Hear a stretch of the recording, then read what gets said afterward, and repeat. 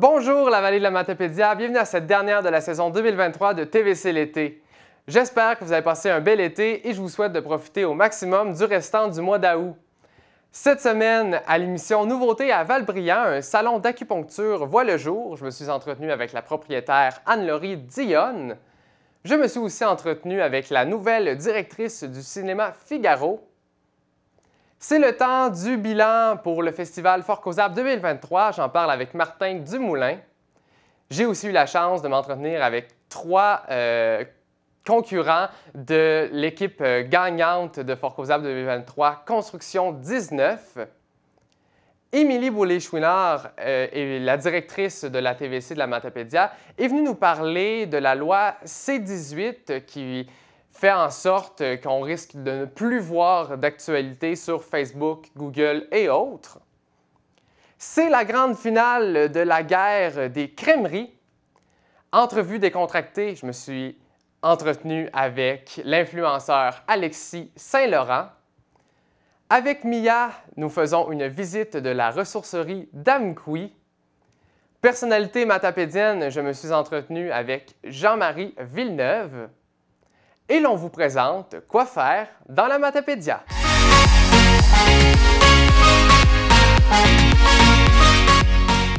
Une nouvelle entreprise s'installe à Val-Brillant, le salon d'acupuncture Anne-Laurie Dionne. Pour nous en parler, je suis allé sur place pour aller à la rencontre d'Anne-Laurie Dionne. Donc bonjour Anne-Laurie, ça va bien? Bonjour, oui, ça va bien, merci. Tout d'abord, peux-tu m'expliquer ce qu'est exactement l'acupuncture et quels sont ses bienfaits? Dans le fond, l'acupuncture, c'est une médecine chinoise traditionnelle, fait que c'est vraiment vieux comme pratique.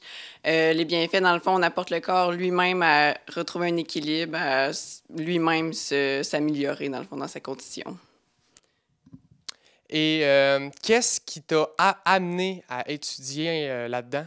Dans le fond, c'est vraiment le côté santé plus naturel. Tu sais, j'avais pensé physio un peu, mais c'était pas... Quand j'ai vu acupuncture, ben là, j'ai fait « Ah ouais, c'est vraiment ça que je veux. C'est plus naturel, c'est plus concret aussi. Ouais. » Tu as ouvert ton salon ici à Val-Brillant. Comment se sont passées les procédures d'ouverture? Dans le fond, ben, c'était déjà la maison de mes parents, fait que j'ai juste pris possession d'une partie de la maison. On a aménagé ça comme ça, les petits traîneaux, peinture, puis tu sais, j'ai pas eu d'autres démarches vraiment à faire, là. C'était déjà prêt, c'était déjà fait pour, tu sais, c'était déjà donné sur un plateau, là, comme ça, là. Ouais. Quelles seraient les raisons pour aller faire une consultation d'acupuncture? Pour de vrai, ça peut, c'est très large, là. Dans le fond, on traite un symptôme, c'est pas nécessairement un diagnostic. Fait que, tu sais, ça peut partir d'un problème de sommeil, le stress, des douleurs, pour arrêter de fumer. Pour de vrai, c'est très large, là. C'est un symptôme, là. Tu sais, c'est comme infini, là. Et si on veut prendre rendez-vous, quelles sont les procédures? Est-ce que c'est par téléphone? Comment on te rejoint? Oui, par téléphone, c'est possible. Ou sinon, j'ai une page Facebook où il y a un lien Go Rendez-vous. Vous pouvez cliquer, puis c'est très facile de prendre rendez-vous par Internet. Eh bien, Anne-Laurie, merci beaucoup d'être venue à l'émission et je te souhaite beaucoup de succès dans ton entreprise. Merci beaucoup. Dans le temps d'une slotch du mois d'août, on a annoncé du changement au cinéma Figaro. Je suis présentement avec la nouvelle directrice générale du cinéma, Émilie Boulay-Chouinard. Bonjour Émilie, ça va bien? Ben oui, ça va très bien, toi? Ça va très bien, merci. Je me demandais, comment cette opportunité-là est arrivée dans ta vie? Ben oui, donc en tant que directrice de la télévision communautaire, il y a quelques années, on m'a offert la possibilité de devenir membre du conseil d'administration de la coopérative de solidarité socio-culturelle de la Matapédia. C'est l'organisme communautaire qui gère le cinéma Figaro. Donc, ça fait quelques années déjà que j'étais sur le conseil d'administration. Et là, Marie-Michel, on l'a annoncé, hein, a quitté son poste de direction au cinéma Figaro. Et tout simplement, naturellement, quand ça a été fait, l'annonce, le CA s'est tous tourné vers moi avec un « Hey! » Il me semble que tu as les compétences pour ramasser le poste de direction. Fait qu'avec plaisir, la télévision communautaire, en fait, c'est pas juste moi, c'est la TVC au complet qui ramasse, qui prend en charge la gestion du cinéma Figaro.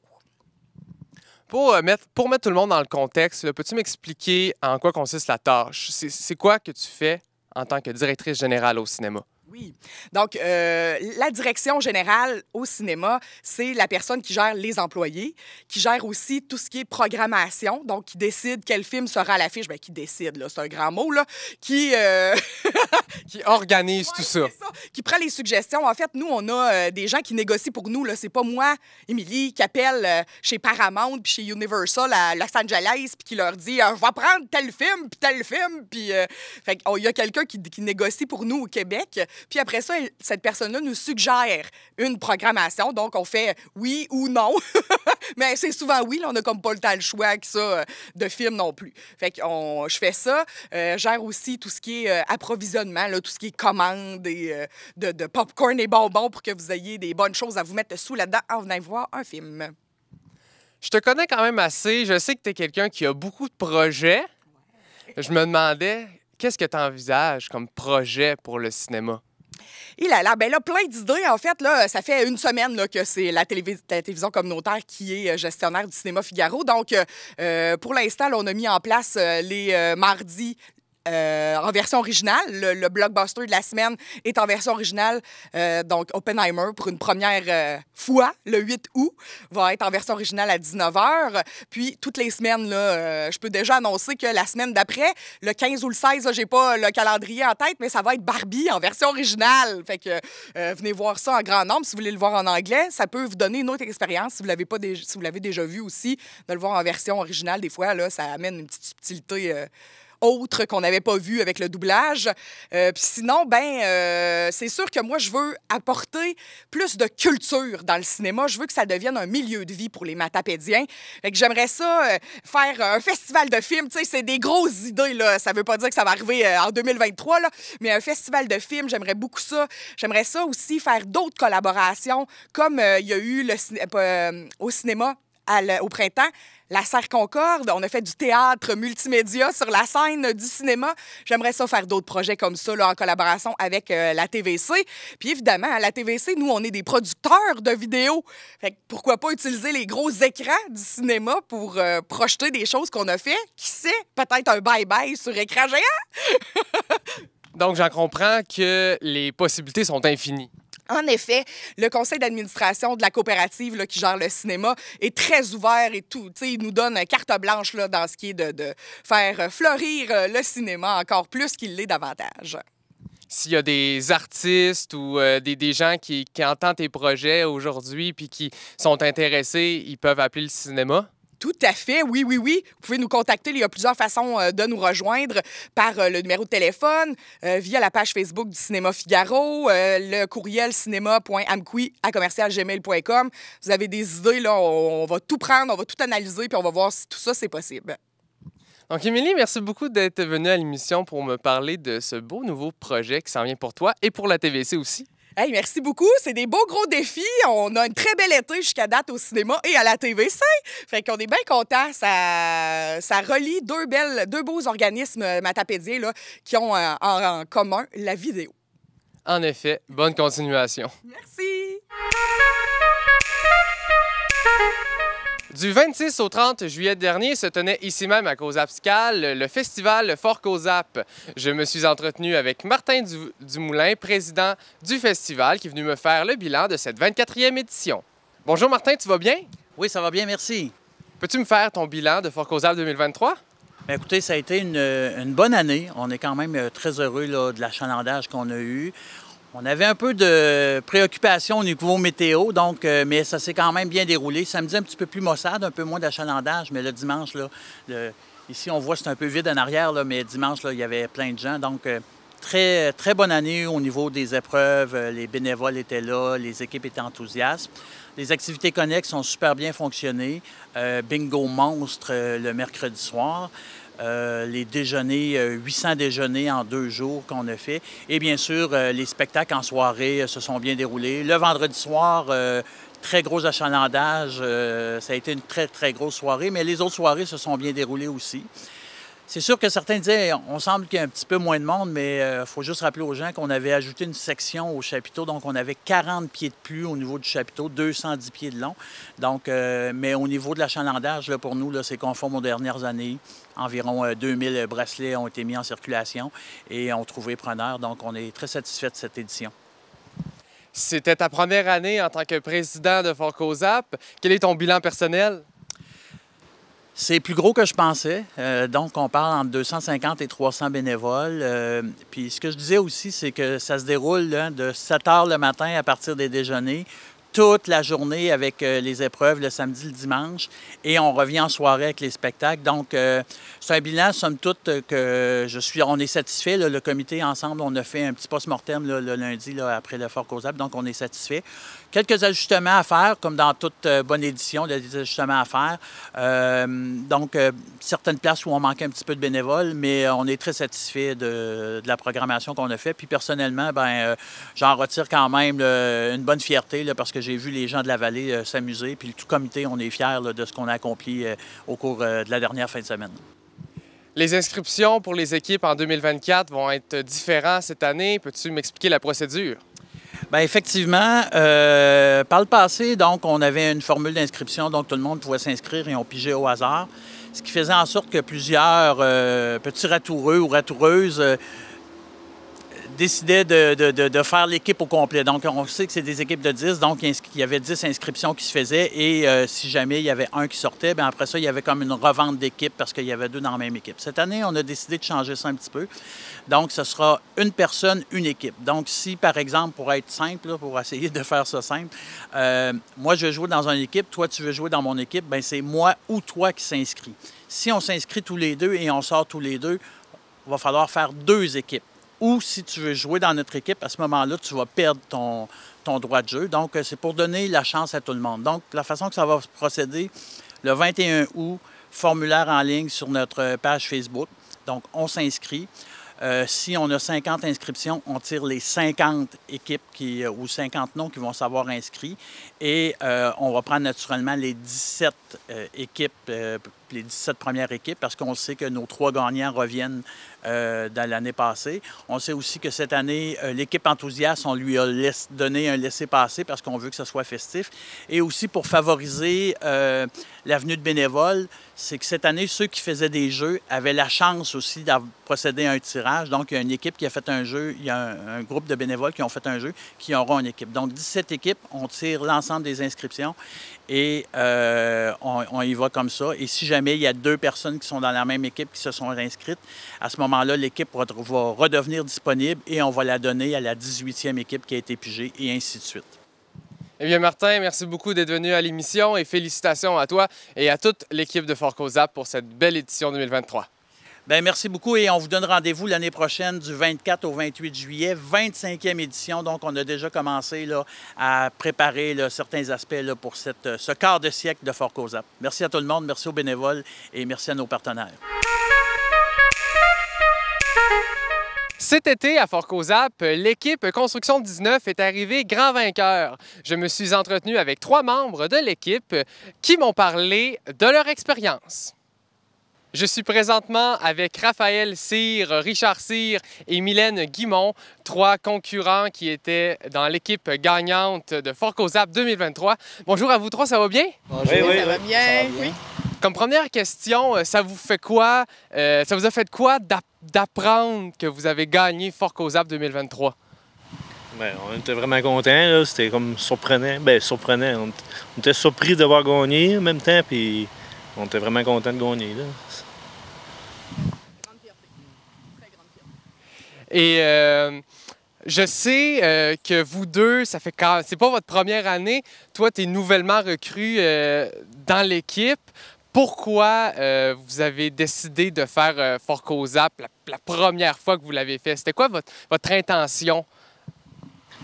Bien, c'est challengeant, là, tu sais, des épreuves puis tout, là, puis ça nous intéressait à plein, puis on s'est fait une équipe avec mes voisines. Mes voisines, ils jouaient déjà, puis j'ai joué avec eux autres. Puis c'est comme ça qu'on a commencé, puis on aime ça à chaque année, ça fait qu'on s'inscrit à chaque année. On essaie d'avoir une place pour une équipe à chaque année. Des fois, c'est difficile, mais là, quand on finit les 3 premiers, on a une place pour l'année prochaine assurée. Puis moi, j'étais le jeune, Fait que j'ai suivi mon père là-dedans, puis j'ai embarqué dans son équipe. Là. Et Mylène, nouvellement recrue, comment es-tu embarquée dans l'équipe? Bien, mon chum l'a fait plusieurs années auparavant, là, puis j'étais allée le voir souvent.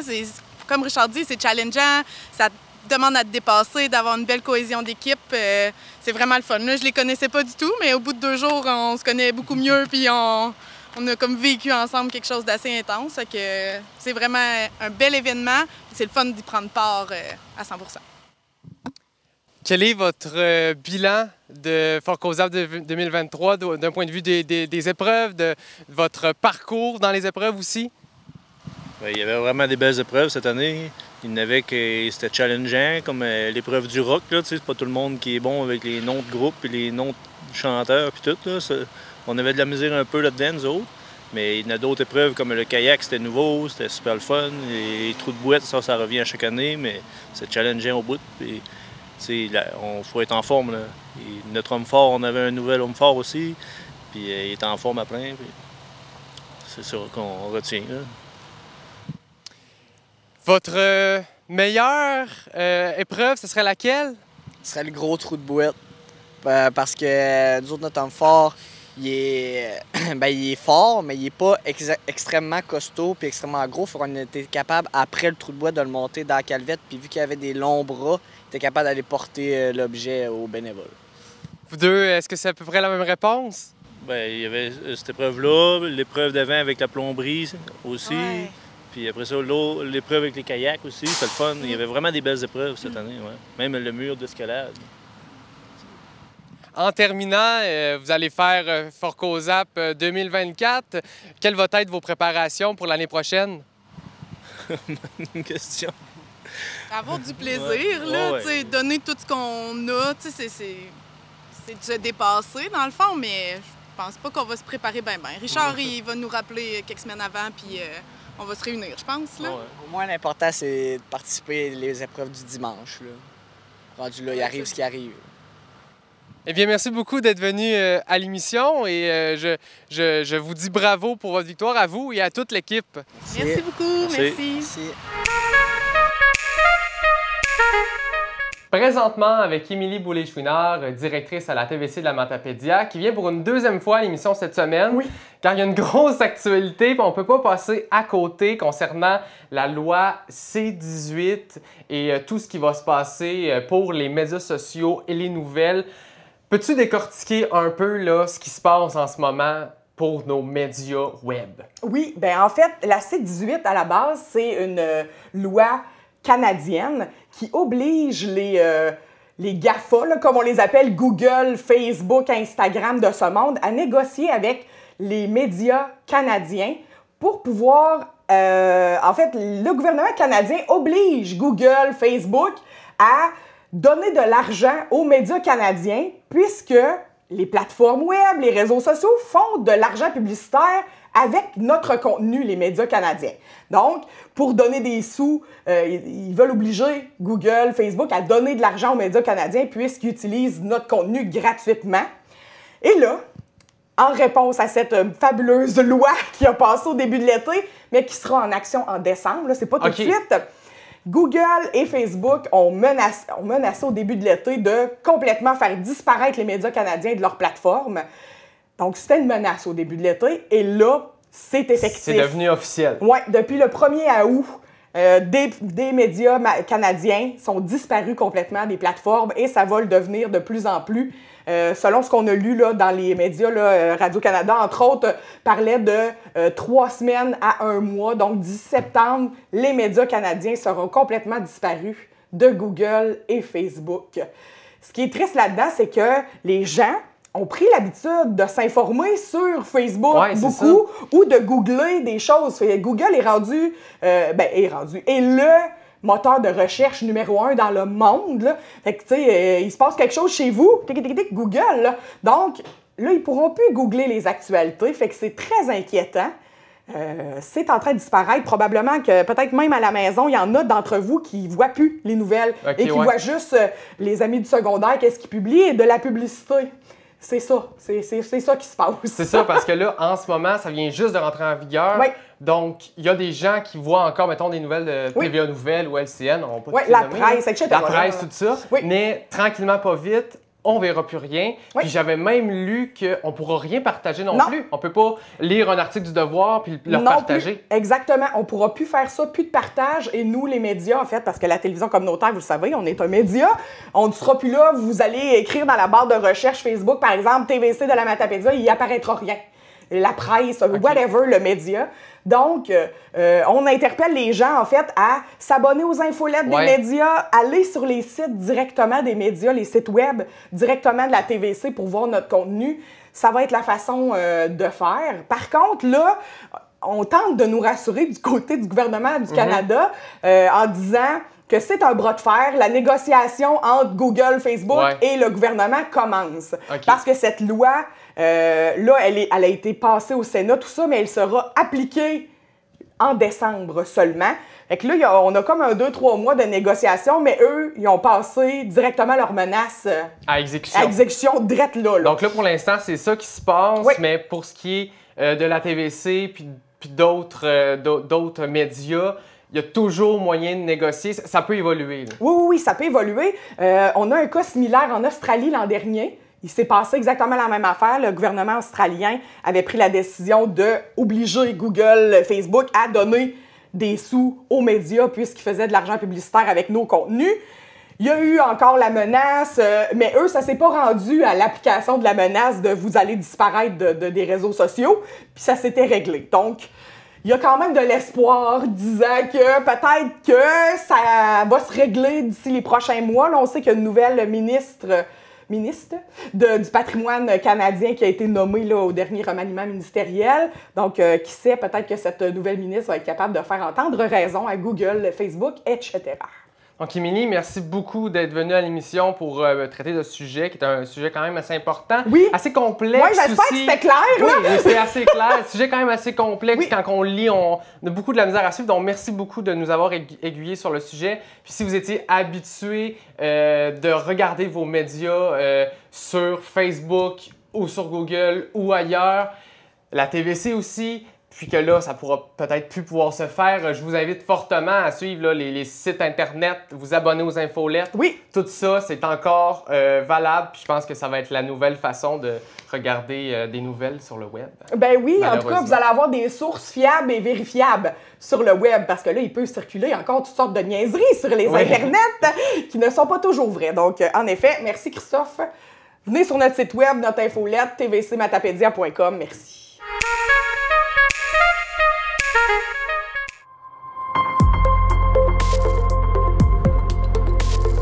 Pour connaître ce qui se passe chez vous, dans la vallée de la Matapédia, TVC Matapédia, on s'y retrouve partout.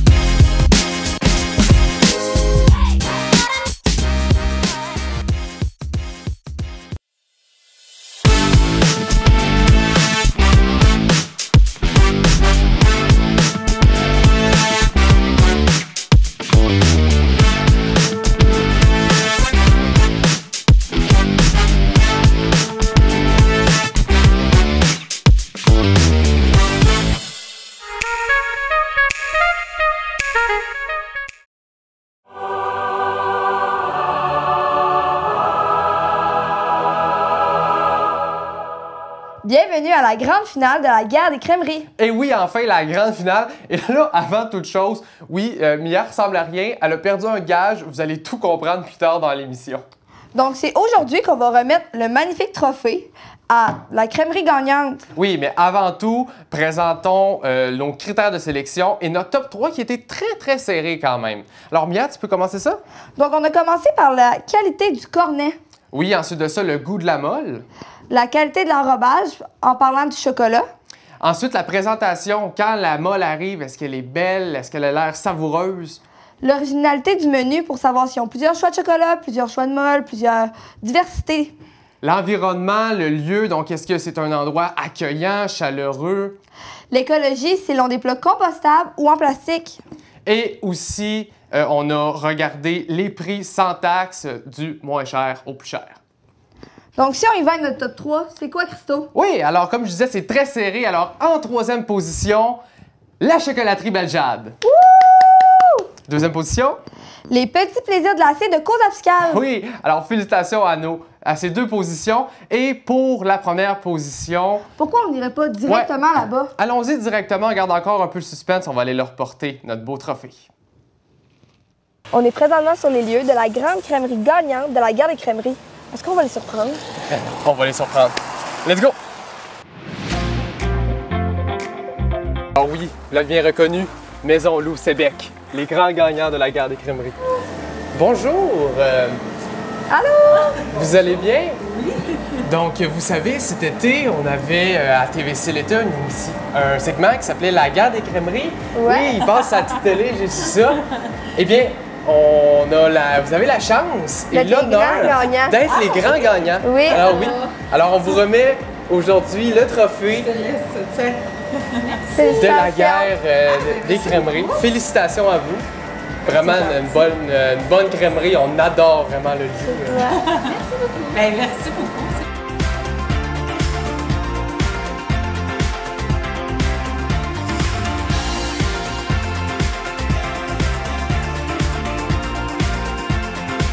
Alors voilà, c'est ce qui complète la guerre des crèmeries. J'espère que vous avez aimé suivre la compétition durant tout l'été. Merci beaucoup à toutes les crèmeries qui se sont prêtées au jeu.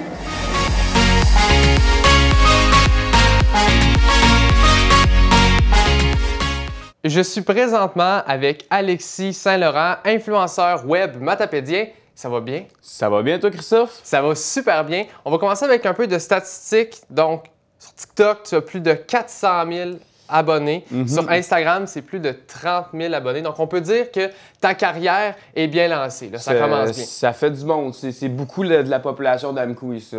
400 000, c'est quoi? Peut-être 20 fois? Non, on est 6 000. On est 6 000 à Amkoui. Écoute, c'est plus que 20 fois, là, je pense. Là. Ouais. Mes calculs sont vraiment bons. Pour commencer, comment les médias sociaux sont arrivés dans ta vie? Oh my God, ça fait tellement longtemps là, que c'est arrivé dans ma vie. Là, on se connaît, ça fait des années. Moi, depuis que je suis tout jeune, je fais des vidéos. On a commencé sur YouTube avec mon frère. On faisait des petites vidéos par-ci, par-là. Mais ma carrière a vraiment débuté en 2019 là, à cause de Michel Coutu puis la salle Jean Cossette. On a commencé à faire des vidéos avec des artistes. Fait que c'est ça qui a fait en sorte que ça a amené la visibilité. Puis surtout avec le coronavirus qui a chamboulé nos vies en 2020, bon, on avait juste ça à faire des vidéos. Fait que j'ai juste continué ma lancée, puis là, ça a juste comme monté en flèche, puis voilà ce que j'en suis aujourd'hui. Concrètement, là, parlons un peu du métier d'influenceur, parce que c'est un métier, tout le monde connaît le terme, mais c'est pas tout le monde qui saisit un peu c'est quoi ce métier-là. C'est tout qu'un monde. C'est ça. Concrètement, c'est quoi les tâches que tu fais dans ce métier-là? T'exposes ta vie à 100%, tu montres ta vie à 100% à tout le monde. C'est vraiment juste ça. Je veux dire, tu crées ton propre contenu. Donc, ça dépend. Comme moi, par exemple, je fais du contenu un peu plus comme lifestyle sur Instagram. Donc, mode de vie. Je présente mon mode de vie au quotidien, mes voyages, qu'est-ce que je fais dans ma vie. Puis plus sur TikTok, je suis comme mode de vie aussi, mais je suis aussi vraiment axé sur l'humour. Donc, je fais beaucoup d'humour sur TikTok. Fait que chacun son côté. Tu sais, comme il y en a qui vivent des influenceurs en montrant leur vie au complet. Fait que ça, c'est comme un peu, moi, mon style. Moi, je suis plus comme, je reste low-key, genre, je reste un peu discret. Je montre ce que je veux montrer. Puis sur le côté, je fais mes mes vidéos humour sur le côté. Qu'est-ce que tu aimes le plus dans ce métier-là? Les opportunités. Autant les opportunités voyage que les opportunités de se faire des amis. Comme ce métier-là, il m'a fait avoir beaucoup d'amis. Là, presque mes meilleurs amis, je les ai connus à cause du fait que je suis influenceur puis qu'on se croisait dans des événements, on se croisait en ville, etc. Fait que c'est vraiment pour l'opportunité d'avoir des nouveaux contacts, des nouveaux amis. Puis aussi pour les opportunités voyage. Je reviens de Toronto, là, comme 2-3 semaines, j'avais un contrat justement avec RBC, un gros contrat de tournage, c'était vraiment cool. Fait que ça permet vraiment de se déplacer, là, puis j'adore ça. Moi, je suis vraiment quelqu'un qui adore voyager, donc ça me correspond vraiment beaucoup. Oui, c'est ça. Tu en as fait mention parce que, oui, ton métier, c'est d'un peu de te mettre en lumière, mais tu as aussi des contrats vidéo, des contrats photos pour plusieurs compagnies. C'est avec ça que je gagne l'argent. Fait que c'est avec les contrats. Parce que sans contrat, tu fais pas d'argent. Fait que voilà, c'est avec les contrats. Tu en as fait mention un peu. Tu as commencé ta carrière sur YouTube. Maintenant, tu es surtout sur TikTok. 100%, ouais. Un peu comme tout le monde. Pas mal, a suivi la vague. Ça, exact. Comment tu as vécu la transition YouTube-TikTok? Ça n'a pas vraiment été une transition, honnêtement. Parce que, tu sais, j'ai fait YouTube, mais c'est plus mon frère qui était sur YouTube. Puis moi, j'en faisais comme une par-ci, par-là. Puis à un moment donné, j'ai juste arrêté de rien faire pendant comme 1 an ou 2. Puis c'est là que j'ai commencé en secondaire 5, en 2019, à faire des TikTok. Fait qu'il n'y a pas vraiment eu de transition. C'est plus comme j'ai débarqué sur TikTok parce que c'était vraiment un coup de tête, là. Genre, dans la vie, c'est bon, les coups de tête, là. On était, je me rappelle, à Diffia Mordicus, c'était Bleu Jeans Bleu qui était en spectacle. Après le show, on a juste comme, on mangeait avec la gang. Je sais pas si c'était long, super avec la gang. Puis là, Michel, il m'a juste dit, genre, hey, fais un TikTok avec Claude Cobra de Bleu Jeans Bleu. Puis on a juste fait une danse, là. Puis moi, je danse pas dans la vie, là. Puis on a juste fait une danse pour le fun. Puis c'est vraiment ça qui a comme parti. Après ça, j'ai juste comme continué à en faire. Fait que la transition, c'était juste pas mal. C'était pas mal le coup de tête, honnêtement. En fond, TikTok est arrivé quasiment par hasard dans ta vie, parce que c'est même pas toi qui as pensé à faire ton premier. Ben non, c'est même moi, c'est Michel qui m'a dit fais ton premier TikTok. Michel Coutu, pour ceux qui ne connaissent pas, le propriétaire de la salle de spectacle, le directeur général de la salle. Puis j'ai fait let's go, j'ai embarqué, puis ça a tout de suite popé. Là. Puis j'ai été vraiment d'un premier aussi au Québec à commencer. Là. Écoute, on n'était vraiment pas beaucoup de créateurs au début en 2019-2020. Fait que j'étais vraiment d'un premier, puis c'est ça qui a vraiment aidé. Là. Ouais, c'est ça, à ce moment-là, c'était le début de la plateforme. Ouais, puis tu sais, la concurrence n'existait pas, là. Puis là, en ce moment, on est pogné dans une de grosse concurrence, avec tous les TikTokers, genre, le concept, on le prendra pas parce que quelqu'un l'a déjà fait, puis là, c'est comme... Je sais pas si tu comprends, on était pas rendu dans une pénurie d'idées, tandis qu'au début de TikTok, on avait tellement des idées parce qu'il y avait aucun créateur, fait que c'est nous qui créions les choses, tu sais. Fait que c'était vraiment... C'est comme ça que ça a commencé, en fait. Là. Ouais. Comment tu fais ta gestion d'idées? Parce que là, tu disais, vous êtes plusieurs créateurs. Fait que comment pas empiéter sur, les créations d'un autre, tout ça? Tu essaies d'être original. Tu essaies de faire des vidéos parce que moi, par exemple, je fais de l'humour. Fait que tu essaies de faire des blagues qui n'ont pas été déjà faites, etc. Puis tu sais, des fois, c'est difficile, mais tu peux les reprendre, mais tu peux les faire à ta sauce. Puis si ça ressemble trop, tu donnes une créditation. Mais non, j'essaie vraiment d'être le plus original possible. Puis là, au début, tu parlais de l'horaire, comment j'organisais ça, dans le fond? Ouais. Ouais, ben la fois, moi, je suis vraiment genre très flexible. Là. Je me donne pas d'horaire parce que... Je me donne pas d'horaire. Moi, je vais vraiment par la passion, OK? Là, genre, je me réveille un matin ou dans la journée, je me suis dit, genre, ça me tente de filmer ça. Il y a ça qui se passe dans l'actualité en ce moment. Je vais faire une joke là-dessus. Let's go, ça part. Tu sais, je veux pas arriver et me dire, OK, aujourd'hui, on est samedi. Moi, la fin de semaine, j'utilise ça pour filmer. Non. Tu sais, je veux faire des vidéos vraiment spontanées sur le moment que je sais que j'ai envie de le faire. Fait que, tu sais, mon horaire est vraiment, genre, très flexible. Oui, encore une fois, ça rejoint un peu ton but de vouloir être le plus authentique possible. Exactement. Puis, tu sais, je veux dire, influenceur, c'est une job, pour vrai, qui dure tout le temps, à temps plein, là, on va se le dire. Tu sais, je veux dire, peu importe ce que je fais, que je sois pas sur les caméras ou que je sois en dehors des caméras, c'est quand même un travail. Parce que, tu sais, tu t'en vas... en public, puis le monde vient te voir. Tu as quand même un rôle de société à jouer avec le monde. Tu comprends ce que je veux dire un peu? Là, je veux dire, je fais des voyages, comme je dis, je fais des sorties, je décide de filmer. Ça rentre un peu dans du travail parce que je montre ma vie aux gens. Fait que c'est un peu du travail, tu comprends? Je passe ça sur mes réseaux sociaux. Donc, moi, je vois ça de même. C'est un peu une job à temps plein. C'est quand le monde dit les influenceurs ne travaillent pas, ça se pogne bien. Moi, non. Là. Moi, je vois ça comme plus, on est payé à montrer notre vie au complet puis dans la vie des gens. Là. Fait que, ouais. Je me demandais parce que les réseaux sociaux, c'est super le fun, mais des fois, ça peut aussi être dérangeant, surtout pour les mauvais commentaires. On en parle souvent, des mauvais commentaires, des gens qui font de la haine sur les réseaux sociaux. Comment tu gères ça? Comment tu vis avec les haters, qu'on appelle? Ben moi, je vis avec, là. Tu sais, je veux dire, moi, j'ai la chance de pas avoir trop d'haters parce que, ben justement, je fais du contenu qui est humour, donc qui rejoint beaucoup de gens, puis beaucoup de gens aiment ça. Mais des fois, quand je fais des publicités, là, ça rejoint plusieurs personnes parce que les entreprises, dans le fond, ils boostent les pubs, ce qui fait en sorte qu'il y a des millions de personnes qui voient ça. Fait que c'est normal que je peux tomber sur des rejets pas contents. C'est plus ton public habituel. Non, c'est ça. C'est mon public, mais avec tous les autres, tu sais. Fait que ça fait en sorte que je pogne tout le monde, puis les commentaires négatifs, honnêtement, je fais juste les rire. Genre, j'en lis, puis des fois, puis je suis juste comme, c'est tellement drôle, là. Genre, le monde, ils vivent en 1930 encore, là, à lire les commentaires, là. Genre, ça me fait juste rire, pour vrai. Ça me tient même pas rigueur, honnêtement.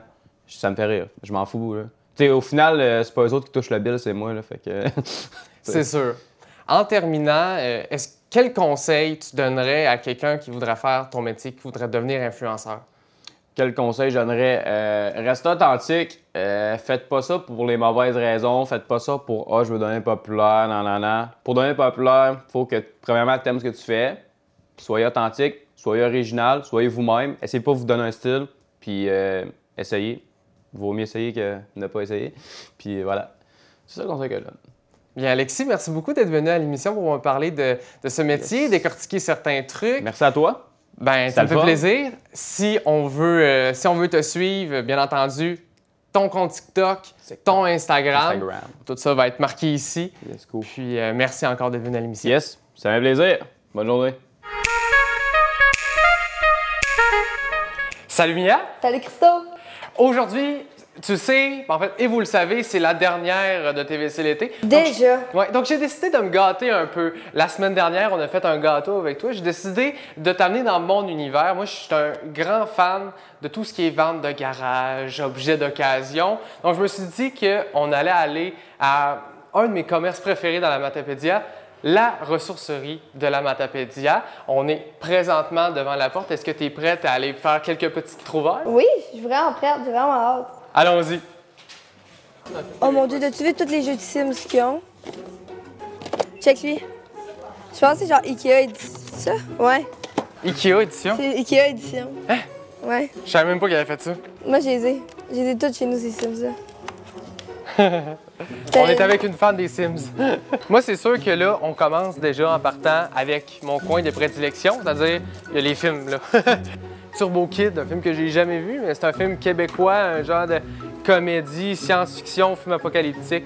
Genre de film que pogné, mais pas parce que c'est un film trop underground pour le Québec. Ah, ça, c'est cool, ça. Une édition que j'ai pas. Donc moi, vous savez, vous allez beaucoup me découvrir aujourd'hui. Vous savez, moi, je suis un grand fan d'Arthur l'Aventurier. Je l'ai eu la saison dernière. Puis, je suis un peu freak. Je collectionne les éditions des Arthur. Fait que ça, je repars avec. Ah oui, là, on arrive dans le coin, il faut pas trop bouger les bras parce que tout peut péter ici. On est dans le coin vaisselle.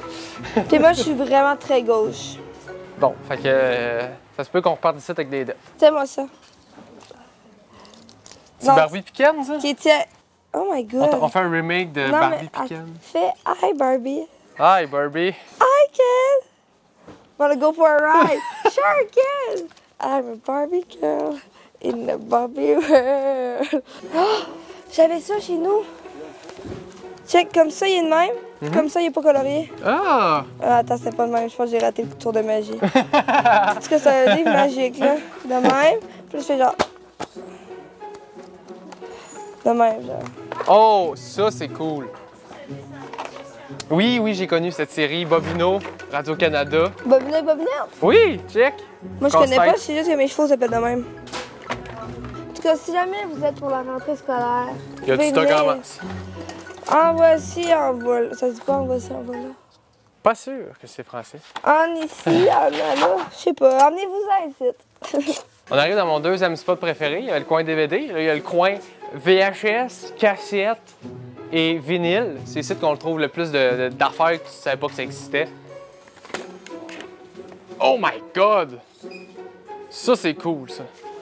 Pour les fans de films d'horreur, le projet Blair Witch, mais en VHS. Ça, c'est vraiment cool. OK, on fait un jeu, OK? OK. Si ça tombe sur un chiffre pair, OK. tu gagnes des points. Impair, tu gagnes des points. OK, mais c'est quoi le gage? Moi, je veux que quelqu'un soit humilié. Moi, c'est... Il doit... L'autre a le droit de choisir un outfit qu'il faut qu'il porte. Oui! OK, oui. Demain. OK, il y a des tournages demain. Fait que si j'ai eu l'air fou durant l'émission, c'est de ta faute. Mais OK, on le fait. Okay, fait que, pair. Non, c'est moi qui ai peur. Ah, OK, impair. Puis, on a combien de... Tu tournes la roue. Tu tournes la roue. Une fois? Une fois. OK. Oh my God, il y a des tournages demain. Non! Oui, on s'en va dans le coin vêtements. Demain, Mia va être tellement belle sur les tournages. Et puis en plus, c'est la grande finale de la guerre des crèmeries qu'on tourne demain. Oh! J'ai déjà hâte. Viens-t'en!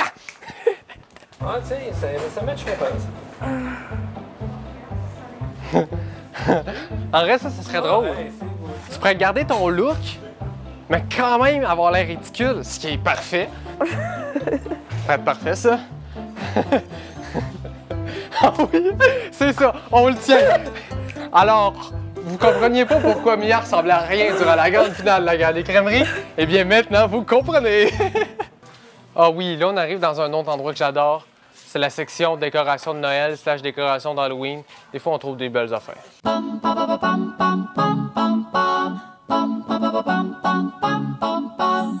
Je pense que j'essaie d'imiter. Ça passe. Ah non, je vais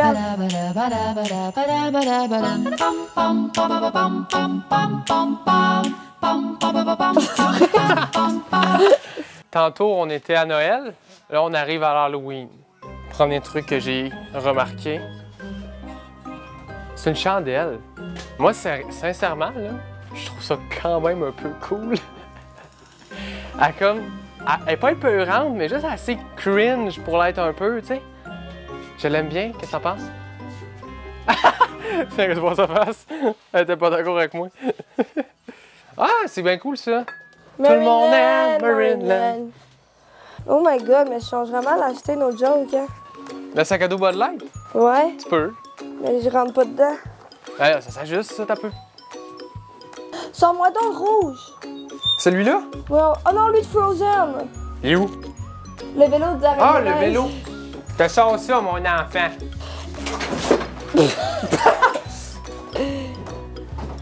Merci, papa. Ouais! Ok, libre. Le tournage t'épuise, Mia? C'est fini. Fait que Mia, c'est quoi tes trouvailles?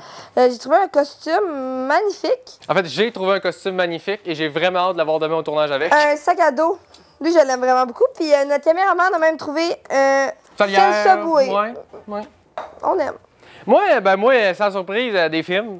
Fait que le projet Blair Witch, film d'horreur en VHS, une édition d'Arsène l'Aventurier, un de mes préfs, puis Turbo Kid, un film québécois que je n'avais pas vu. Fait que je me suis dit pourquoi pas. Ouais. Alors, eh bien, on remercie la ressourcerie, bien entendu, la ressourcerie de la Matapédia et entre autres Martin. Merci pour votre généreux accueil. Et si vous avez des objets, vous avez vu un peu là, ce qui se trouve à la ressourcerie, si vous avez des trucs que vous voulez vous débarrasser, vous ne savez pas où, vous pouvez toujours venir les porter à la ressourcerie.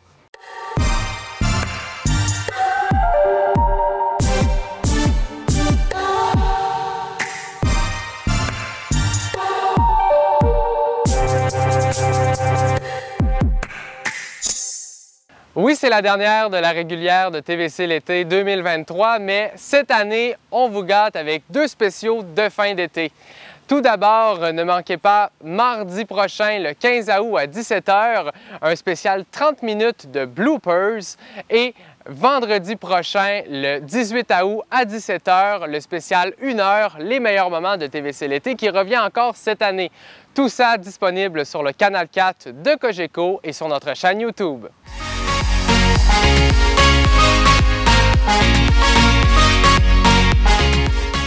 Je suis présentement avec Jean-Marie Villeneuve, propriétaire chez Automobile Villeneuve Ford, personnalité matapédienne quand même assez majeure. Bonjour Jean-Marie, ça va bien? Oui, ça va super bien. Je me demandais, premièrement, vous êtes dans l'automobile depuis déjà 1966, c'est pas rien. Comment les voitures sont arrivées dans votre vie? Bien, ça arrivé drôlement parce que moi, j'ai travaillé sur le Nord à Manic-Sang, j'ai travaillé longtemps là. J'étais un peu contracteur, je contractais dans le temps, c'était Charrier du Bois, là. Ça fait que j'ai commencé un peu là, puis ça fait qu'à un moment donné, j'ai revenu ici à Amqui, parce que j'avais marié une fille d'Amqui. Puis là, mon frère à Matane, Marcel, il avait son garage. Ça fait que moi, l'hiver, je travaillais. L'été, je travaillais à Manic. Puis l'hiver, bien, vu que les chantiers fermaient, je m'en allais travailler sur mon frère à Matane. Okay?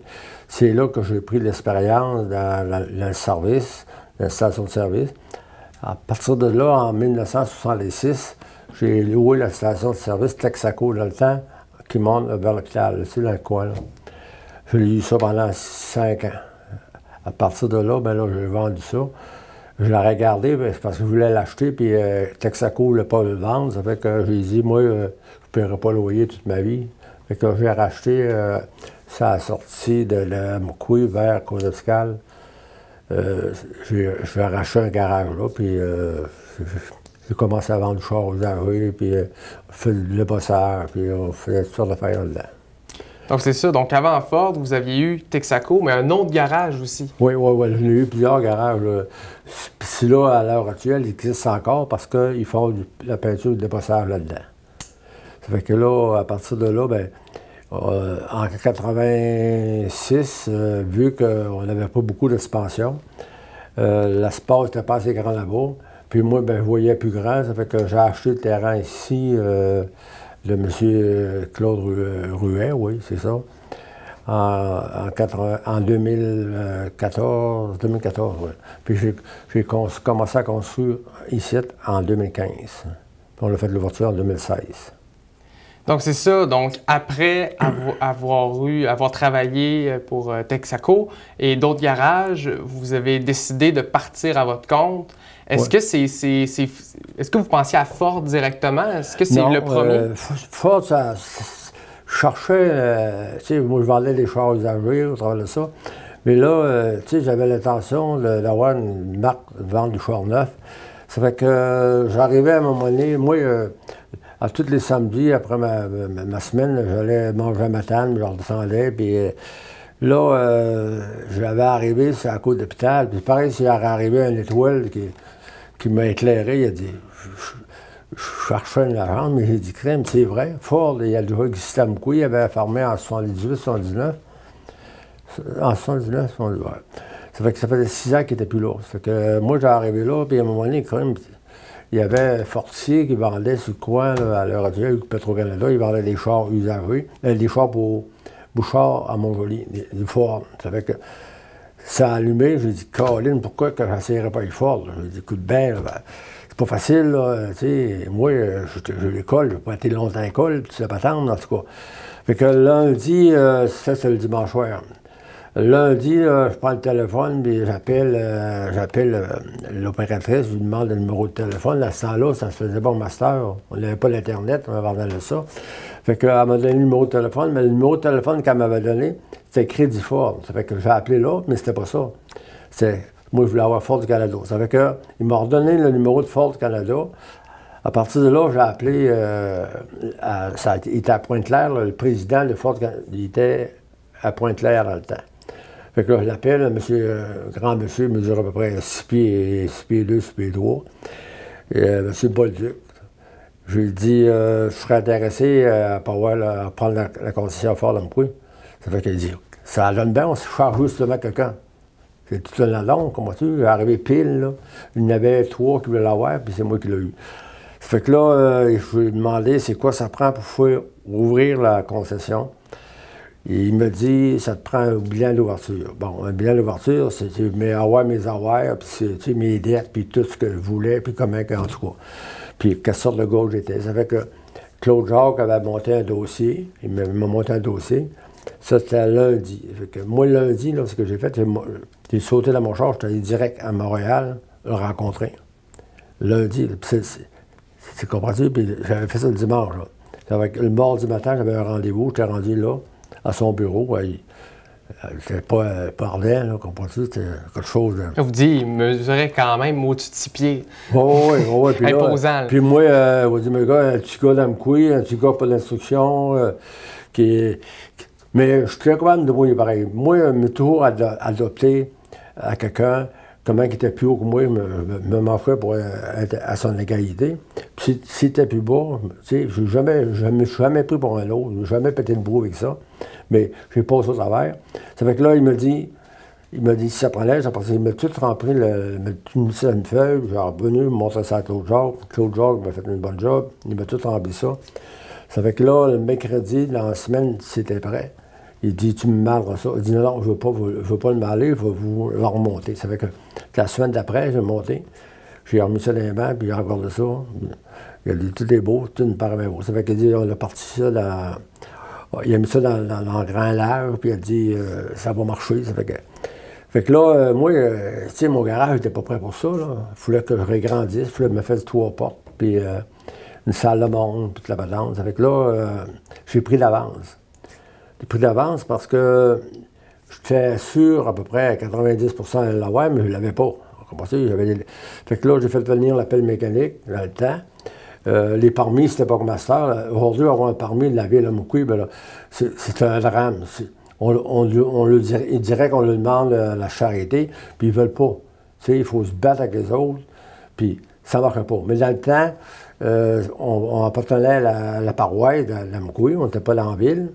Puis c'était M. Paul Miros qui mettait les permis. Ça fait que je suis en allé là, il m'a pas aimé, il dit j'ai besoin d'un permis, regardez mon garage.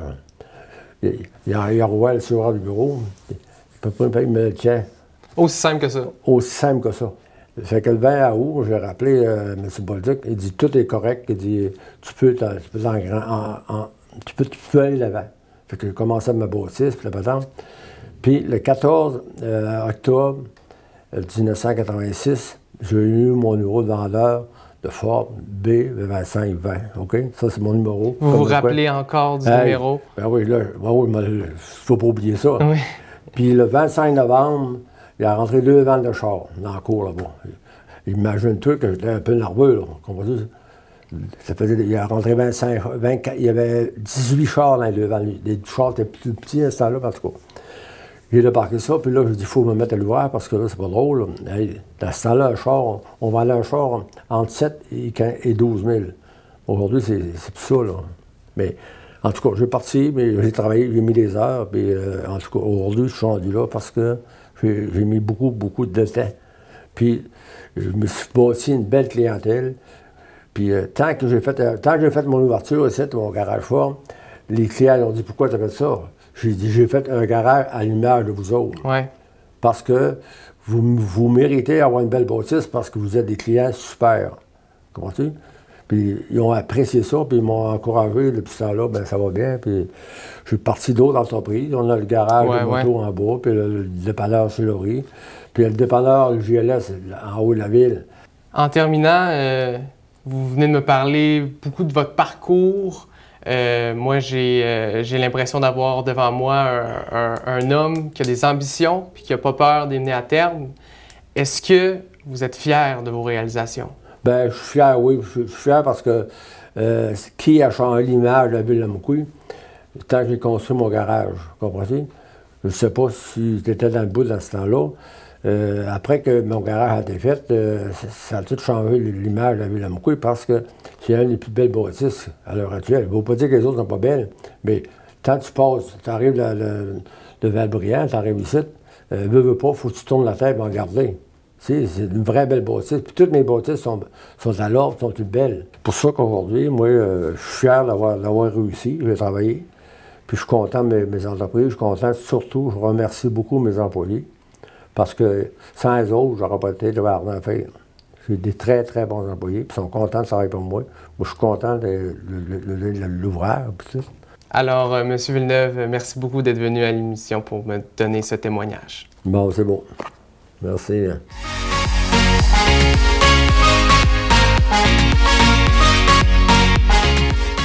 Bienvenue dans vos Quoi faire dans la Matapédia. Cette semaine, plusieurs activités vous sont proposées. Tout d'abord, le 12 août, ne manquez pas l'activité de financement Décroche-moi ça au profit de la bibliothèque Bertrand B. Leblanc au Lac-aux-Saumons. L'événement se tiendra de 9h à 16h. Venez encourager votre bibliothèque. Toujours le 12 août, ne manquez pas la course de boîtes à savon qui se tiendra sur la rue Beaulieu à Caux-Abscal. L'événement est gratuit et se tiendra dès 13h. Encore le 12 août, c'est le Boat Fest du lac Matapédia à Val-Briand. Il y retrouvera les artistes Tony Lassos et DJ Device. L'événement est de 14h à 19h et les coûts sont et le prix d'entrée est de 10 $. Le 12 août, c'est le Metal Agora au Parc Pierre et Maurice Gagné à partir de 18h. Il y aura un hommage à Metallica, Slipknot, Iron Maiden et Pantera. Une activité à ne pas manquer pour tous les amateurs de rock. Encore le 12 août, soirée karaoké à la Maison de la Culture à Sébec avec le DJ Régis Caron. L'événement se tiendra dès 20h. Le 15 août, c'est la matinée timbrée au site patrimonial de pêche Matamadja. Les jeunes pourront faire une réalisation de saumon capteur de soleil. L'événement est à partir de 10h. Bel événement en famille. Encore le 15 août, Diffusion Morticus présente Marilyn Léonard, musicienne et chanteuse, au parc Pierre et Maurice Gagné d'Amkoui. L'événement se tiendra à 19h. Le 16 août, c'est le défi Évasion au parc de la Pointe-à-Cause-Abscale. C'est des groupes de 4 à 6 joueurs. Le défi Évasion est d'une durée de 15 minutes. C'est pour les débutants. L'événement se tiendra de 14h à 18h. Le 17 août, une pratique de volleyball jeunesse se tiendra à la patinoire de Saint-Damas. C'est de 19h à 20h. Toujours le 17 août, c'est le retour des rendez-vous au musée Matamadja avec le DJ Mr. Nocturne au site patrimonial de pêche Matamadja, comme je l'ai dit. L'événement est à 19h.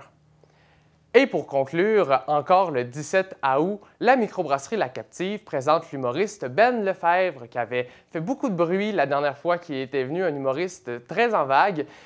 L'événement, le spectacle, commencera dès 20h. Pour plus de détails sur tout ce que je viens de vous énumérer et aussi pour la suite des activités pour les semaines à venir, vous pouvez consulter le site internet lamatapédia.ca. C'était vos Quoi faire dans la Matapédia. Et voilà, c'est ce qui complète la dernière de la saison 2023 de TVC l'été. J'espère que vous avez aimé l'émission. Si c'est le cas, sachez qu'elle est disponible en intégrale ou par segment sur notre chaîne YouTube.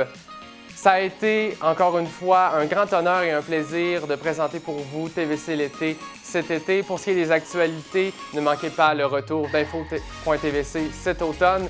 Pour ma part, je serai sur le podcast C'est au carré que je fais avec mon amoureuse Caroline Berger, que vous avez pu voir comme chroniqueuse cet été. Et ne manquez pas la semaine prochaine les spéciaux de fin de saison, c'est-à-dire les bloopers et l'émission Les meilleurs moments. Merci beaucoup tout le monde. Bon automne.